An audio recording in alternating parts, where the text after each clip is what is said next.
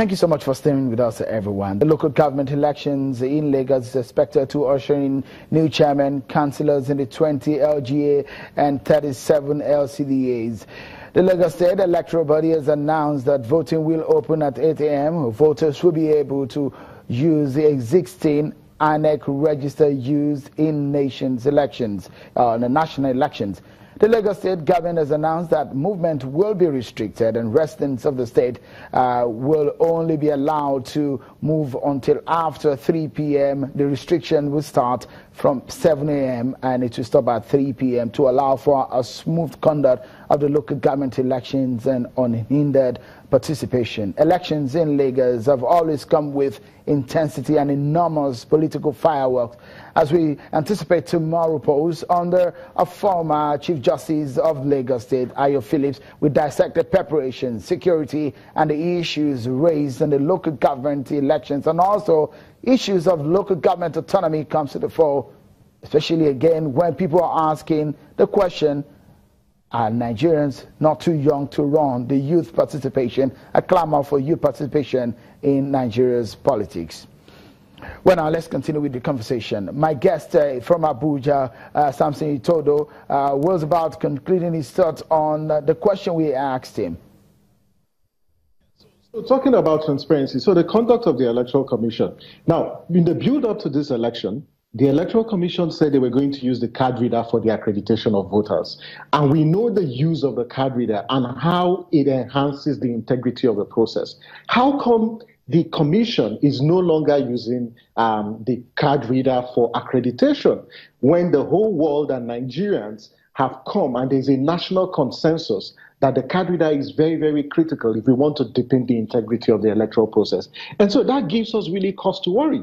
If you look at the conduct of the judiciary and how an electoral law was amended few days to the elections to allow for the substitution of candidates, it simply tells you something is fishy, and there are critical questions on the integrity of tomorrow's elections. I will be surprised if no one challenges the outcome of tomorrow's elections, in view of the fact that in the build-up to these elections, there are several integrity questions, not just on the Electoral Commission or on the conduct of the State House of Assembly, as well as the political parties who are running for office in Lagos State. Let's look into the issues of security. The Commissioner of Police is here. The state has been battling with a lot of issues, from the issues of Bado, an alleged court that has been into killings of residents in some parts of Ikorodu, an election of this magnitude. It looks so much. I saw the other day that there was a show of force around town. How prepared is the Nigerian police for this election? Somehow adequately prepared. Those things that we need to do, starting from initiating for them in Lagos State, the best practice that had been taken from 2015 election. That is putting up a strong security platform.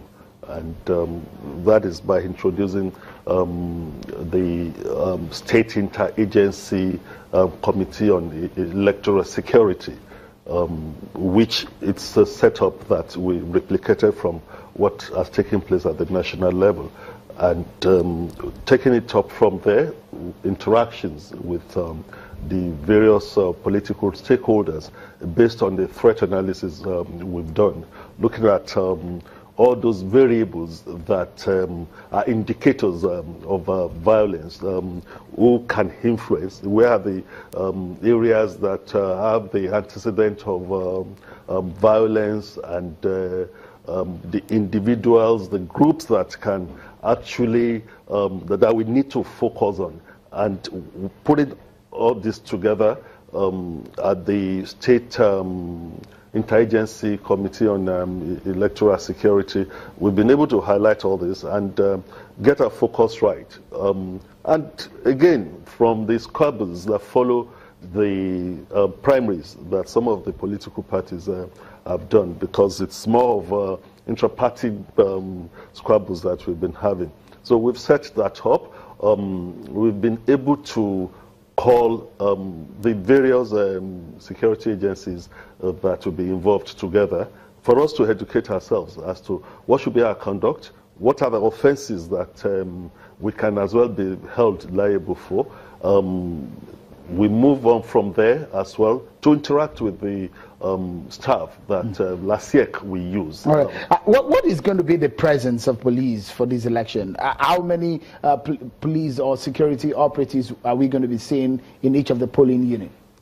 Overwhelming. We planned that we're going to have at least 3 police. When we say 3 police, it's the law that every other security agency that is taking part in election, election security, is performing police work. So I will use police now because civil defense is there, immigration is there. We plan that we're going to have 3. On the part of the Nigeria Police, we've dedicated close to 30,000 policemen. For this election. Are you bringing more police from outside of the state? No, we have enough. And Lagos has up to 30,000 police? Yes, of course. I mean, you're talking about sister agencies? No, I'm talking of Lagos Police. You know, we have different arms. We have the Marine there, you have the Mounted Troop. We are blessed with force headquarters formations in Lagos. And of course, we are blessed with the presence of the zonal headquarters, Zone 2. So putting all this together, all the various units we have here, we've been able to put that and to cover all the places, and that is minus the support that we are getting from sister agencies. One of the major concerns will be the interiors of Lagos. For example, places like Ikorodu, places like Oshodi Solo, places like Odiolowo, places like Mushin. Those are areas, flashpoints, that a lot of people say that politics and local politics there are very, very deadly. We've seen that in the past, in the history of elections in Lagos. Is there any special attention that you're paying into this, or you're giving a general preparations for these areas too? When I started, that is the essence of doing a threat analysis.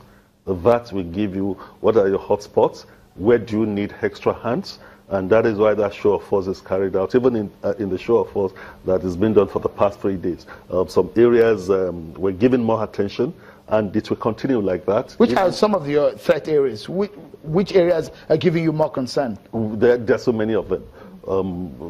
Lagos is hotbed of so many things. So if I continue to reel it out now, I'll just be listing. So we have that, which we've shared among ourselves, the practitioners that require that information. And of course, we've put special attention on those areas that we've seen as hotbeds. The primaries have also shown us those areas. Even the campaign that had been carried out have shown us those areas that will require extra effort. Are you going to be having area surveillance? Oh, sure. And of course, the presence on the water. Lagos is a littoral state. You have a long stretch of the water. So in combination with the Navy, how to give security to... Military is going to be part of this too? The military has a role to play in this process. That is by manning those spots that are key, you know, the installations that are key to the economy of this country. All right. We'll take a moment, but when we come back, it's an extended version of Politics Today on Channels Television as we take a critical look at the Lagos critical local council elections. When we return, we'll be giving you a soundbite from the Justice Ayo Phillips press conference today, the chairman of LASIEC. Join us again.